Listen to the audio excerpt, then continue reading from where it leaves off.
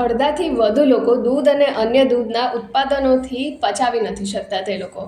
અને જે વ્યક્તિ દહીં, ચીઝ, માખણ, ઘી અને ખોયા જેવી ડેરી પ્રોડક્ટ્સ પચાવી શકતા નથી તેવા લોકોને પોતાનો ખોરાક પચવાનું પણ બંધ થઈ જાય છે. તેમને ઉલટી, માથામાં દુખાવો, લૂઝ મોશન જેવી સમસ્યાઓ થવા લાગે છે. હકીકતમાં આવા લોકો લેક્ટોઝ ઇન્ટોલરન્સથી પીડાતા હોય છે. ડૉક્ટરો તેમને જીવનભર દૂધ અને દૂધથી બનેલી કોઈ પણ વસ્તુઓ ખાવાની ના પાડે છે.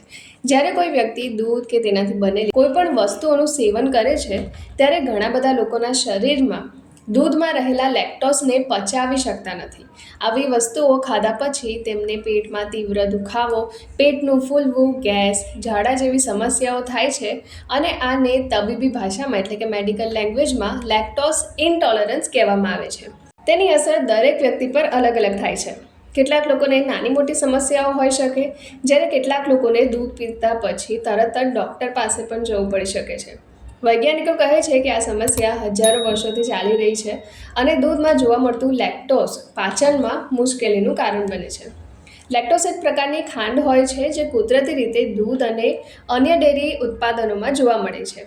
આનાથી દૂધમાં હળવી મીઠાશ પણ આવે છે અને માતાના દૂધમાં લેક્ટોઝનું પ્રમાણ વધુ હોય છે, જ્યારે ગાય, ભેંસ, બકરી જેવા પશુઓના દૂધમાં લેક્ટોઝનું પ્રમાણ થોડું ઓછું હોઈ શકે છે. એવા લોકો પણ છે જે દૂધ અને દૂધમાંથી બનેલી મીઠાઈઓ સરળતાથી ગળી જાય છે અને ગળગળાટ દૂધ પણ પી લે છે, પરંતુ તેમનું પેટ બધું જ પચાવી શકે છે. એટલે કે કેટલાક લોકોના શરીર લેક્ટોઝ પચાવી શકે છે અને કેટલાક નથી પચાવી શકતા. તેની પાછળનું પણ એક કારણ છે અને આ કારણનું નામ LCT એટલે કે લેક્ટેસ જીન છે. આ જીન નાના આંતરડામાં લેક્ટેસ નામનું એન્ઝાઇમ ઉત્પન્ન કરે છે અને પછી જ્યારે તમે દૂધ પીઓ છો તો તે લેક્ટેસ જીન જે તમારા નાના આંતરડામાં છે તે દૂધમાં રહેલા લેક્ટોઝને પચાવવામાં મદદ કરે છે. એક રિસર્ચ મુજબ આ જે એન્ઝાઇમ છે લેક્ટેસ એન્ઝાઇમ તે સામાન્ય રીતે એકદમ સ્વસ્થ બાળકોના શરીરમાં પુષ્કળ પ્રમાણમાં હાજર હોય છે.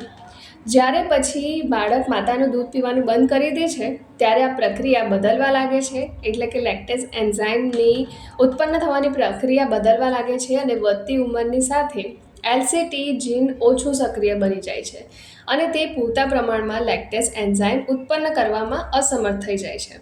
તો એટલે કેટલાક લોકોને દૂધથી એલર્જી થઈ શકે છે. આઈ હોપ આજનો આ વિડીયો તમને પસંદ આવ્યો હોય. આ વિડીયોને બધા સાથે જરૂરથી શેર કરજો અને મારી ચેનલ સાથે જોડાઈ રહેજો.